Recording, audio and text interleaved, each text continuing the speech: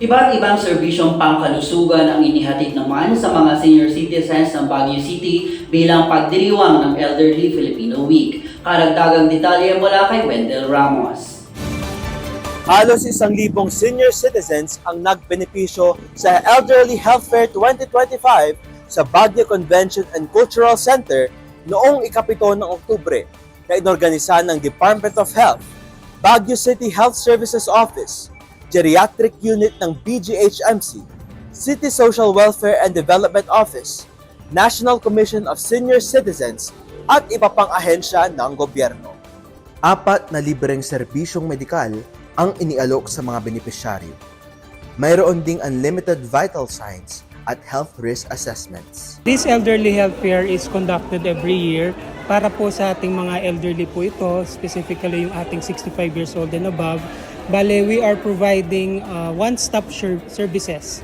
So nandito yung iba't ibang serbisyo natin, and this is to promote health and wellness para sa ating mga senior citizens, and then gusto din natin i-promote yung preventive care. Ibig sabihin, kahit wala pang sakit yung pasyente, it will be important na magkaroon ng screening para sa mga iba't ibang sakit. Isinagawa rin ang blood at cholesterol test, bone screening, dental services, nutrition screening and counseling, pneumonia vaccination, check-ups, at marami pang iba. Kasama rin dito ang iba't ibang physical examinations tulad ng ear at eye exam. Mayroon ding libreng serbisyo tulad ng legal aid, libreng gupit, at masahe.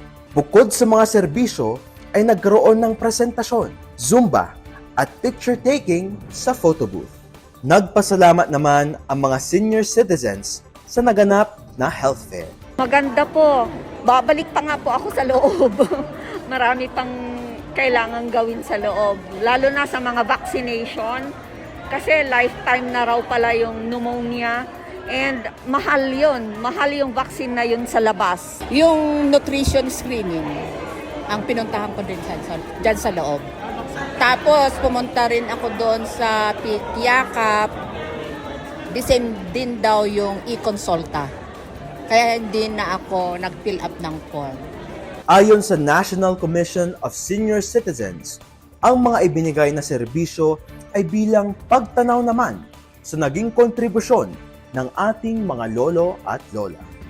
Itiin pandayo awing lulu-lula, nanang kantatang antis, angkas, manong manang ti sosyedad ito'y Pilipinas. Da kayo itinangimulang, dagito'y nasayaat nga aramid, nga isu iti tawidon ni, nga barbaro nga generation. It is now our turn. Nga sumubalik, kadagito'y efforts and sacrifices you by giving you the recognition that you deserve. It is because of this recognition that the National Commission of Senior Citizens was created by virtue of Republic Act 11350 to focus on the well-being and welfare of our senior citizens. Ang pagdiriwang ng Elderly Filipino Week ay pasasalamat din at pagbigay importansya sa kapakanan ng mga senior citizens na patuloy na gumagabay sa mga sumusunod na henerasyon. Wendell Ramos para sa PIA News, Cordillera.